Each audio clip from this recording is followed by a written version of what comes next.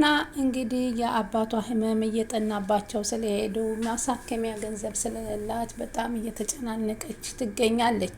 አባቷም እንግዲህ ከፍተኛ ህመም እንዳለባቸውና ይህን ታክመው ካልዳኑ መጥፎ ደረጃ እንደሚደርሱ ዶክተሮች እየተደጋገሙ ይነግሯታል። እሷም ደግሞ አቅሟ ማሳከም አልቻለችም። ይህም ደግሞ ሳይቀር አሁን ሀና የወይዘሮ ሚላት ልጅ መሆኗ የተረጋገጠ ነው። ወይዘሮ ባዩሽ ግን አውቃ ነው ወደዚህ ሴራ ይዛ ገብታ የእናትነቷን ልጅነቷን ልትነጥቃት ትነሳለች።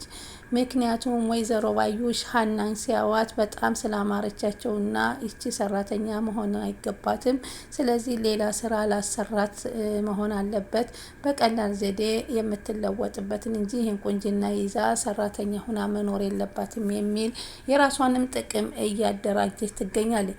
ሀና ግን የዚህ ሰው አልነበረችም። ሆኖም ግን ይህንንም ሴራዋን ለማሰራት እንግዲህ አንዲት ልጅ በገንዘብ ገዝታ ታመጣታለች። እሷንም እንግዲህ ያለውን የሀናን የህይወት ታሪክ እንዳለ ታስጠናታለች።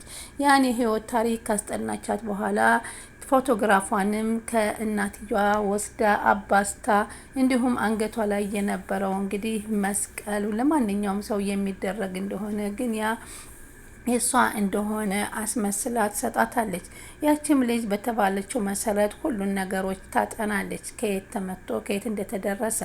ሆኖም ግን ሀና ናት እውነተኛ የወይዘሮ ሚላት ልጅ ሀና እንደሆነች ባለፈውም ሰላም ሆስፒታል ገብታ ደም ምርመራ ሲኬድ እንግዲህ ሰላምና ሀና አንድ አይነት የደም ውጤት እንዳላቸው ተረጋግጧል። ሆኖም በሰዓቱ ግን ወይዘሮ ሚላት ልጅ ትሆናለች የሚለውን አላስታወሱም ነበር። አሁን እንግዲህ ትልቁን ችግር እየፈጠረች የመጣችው ወይዘሮ ባዩሽ ተብዬዋ ናት።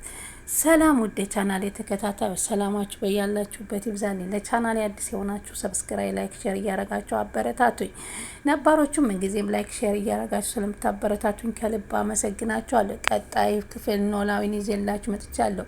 እንግዲህ አባቷን ለማሳከም ብላ ሳታቅ እናቷ ቤት በሰራተኝነት የገባችው ሀና ብዙ ፈተናዎችን እያሳለፈች ትገኛለች።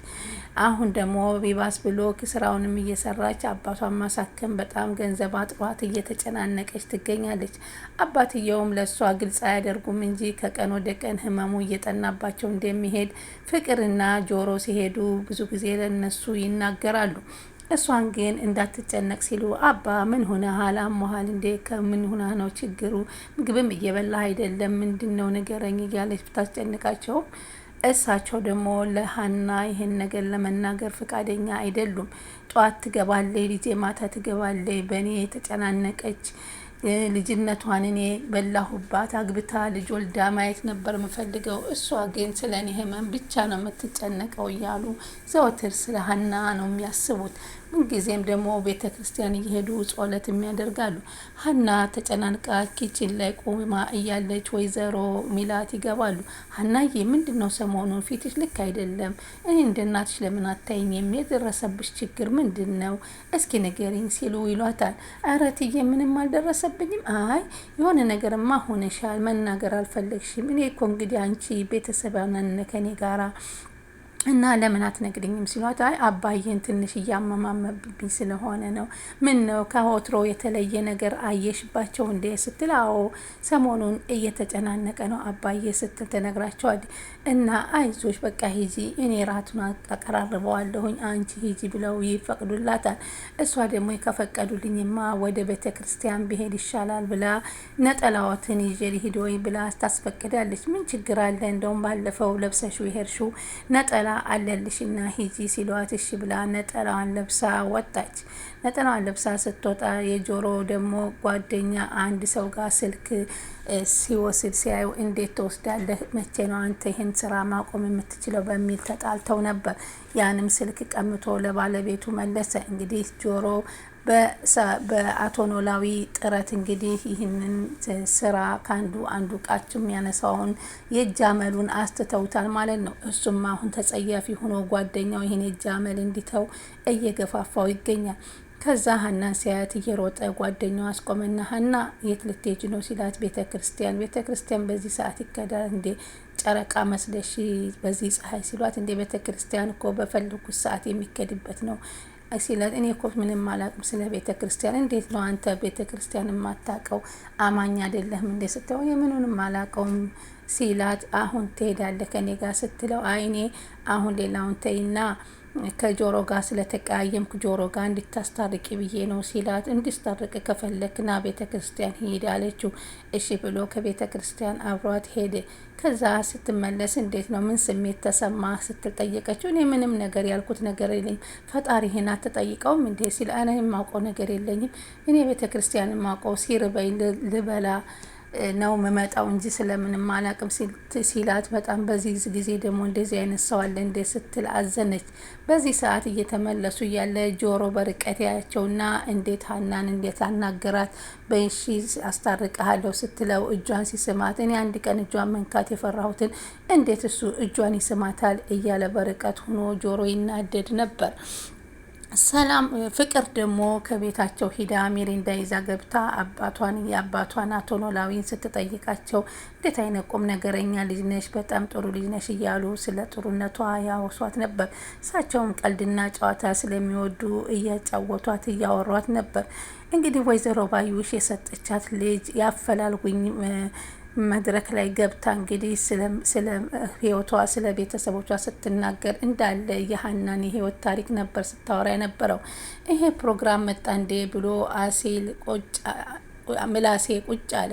ሰላምም ቁጭ አለች። እናቷም ሁላቸው ሆኖ ያን ፕሮግራም መከታተል ጀመሩ። ያ ፕሮግራም የተከታተሉ እያሉ ታሪኩን ሲሰሙ ወይዘሮ ሚላት በጣም ደነገጡና ፌንት ሆነው ወደቁ። ወይኔ ልጄ ለብዙ አመት ስትፈልገኝ ነበር እኮ ይች እኮ ልጄ ናት። ፎቶውም ደግሞ በትክክል እሳቸው ቤት ያለው ፎቶ ስለሆነ ነው ውስጣቸው ያመነው። ሰላምና ምላሴ በጣም ደነገጡ። እናት መሬት አይጣኝ ብለው ተንፈራፈሩ። ወይዘሮ ሚላትም እናት ናቸውና መቋቋም አቃታቸው። መሬት ለመሬት መንፈራፈር ጀመሩ። በዚህን ጊዜ ሰላምና ምላሴ የሚይዙት የሚጨብጡት አጡ።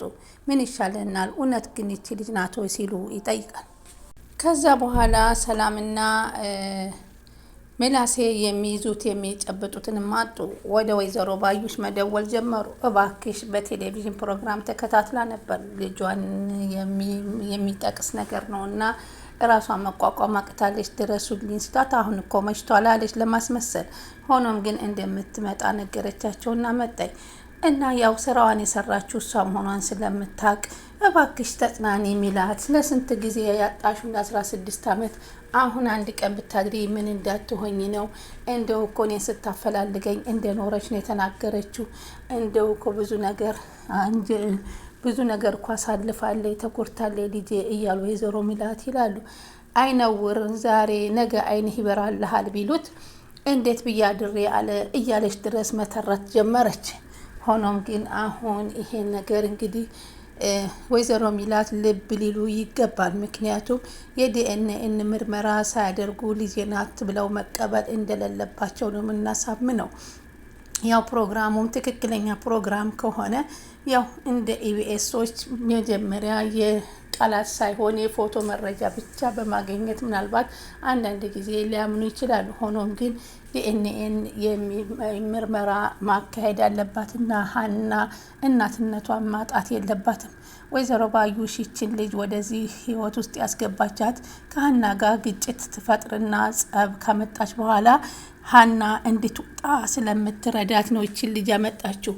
ከዛም ይች ልጅ ከሀና ጋር ግብ ስትፈጥር ወይዘሮ ሚላት ደግሞ ከ16 አመት በኋላ ላገኟት ልጅ እንግዲህ የፈለገውን ቢሆን ለሀና ያደላሉ ብለን አናስብም። ስለዚህ ሀና ከዚህ ቤት ስትወጣ ወይዘሮ ባዩሽ ደግሞ ስራ አላስገባች በሚል እንግዲህ ልጅቷን ወደማትፈልግበት የስራ መስክ ሊያሰማሯት ይፈልጋሉ። ስለዚህ አሁንም ቢሆን ሁላችንም የምንለው ሀና እውነተኛ ልጅ እንደሆነች መታወቅ አለበት እንላለን።